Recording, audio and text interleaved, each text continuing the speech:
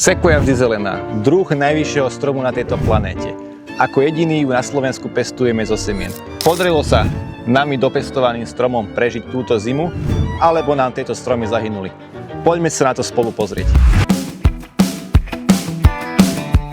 Bolo u nás minus 16 a vďaka takémuto jednoduchému prístrežku dokázali tieto stromy prežiť bez nejakých väčších poškodení. Plachta je dole a za mnou sú krásne sequoie vždy zelené.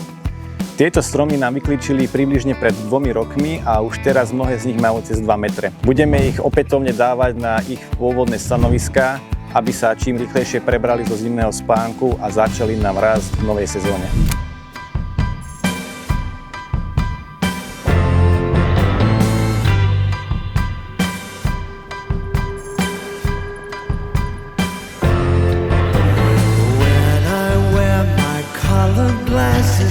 Sun comes shining through.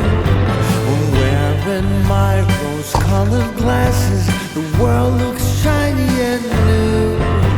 The skies are ever so blue.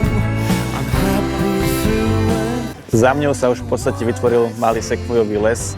Väčšina stromov je nanosená späť na svoje pôvodné miesto. Teraz bude čakať zavlažovanie, nakoľko tie stromy neboli priamo polievané, keďže boli pod strechou.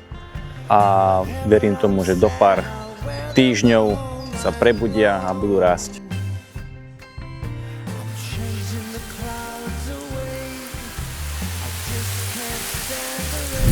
Možno to tak teraz nevyzerá, ale už na konci roka budú mať tieto malé sadenice niečo okolo metra, tie najšikovnejšie. Súčasná takáto hnedo-fialovo-zeleno-žltá farba je z dôvodu mrazu a zimy, ktoré sa prekonali počas minulých mesiacov. Je to ako keby obranný mechanizmus týchto stromčekov. Onedlho sa opäť zazelenajú, chlorofil nabehne do pletív a stromy budú vykazovať rast. Tieto stromy vyklíčili minulý rok v máji, boli vypestované v 1-litrových airpotových kvetináčoch. Vďaka tomu budú mať tieto sadenice veľmi zdravý a dobre rozvinutý koreňový systém bez nejakých deformácií alebo točenia. Vďaka tomu dokážu tieto stromy aj rýchlejšie rásť. Videli ste malý kúsok zo života pri pestovaní stromov. Ak sa vám video páčilo, tak prosím, hoďte like. Pre viac takýchto videí určite hoďte follow, veď to poznáte. Máme jar, takže je ideálne obdobie na sadenie stromov. Celú našu aktuálnu ponuku nájdete na našej stránke. Link dávam dole do popisu videa a vidíme sa pri ďalšom videu.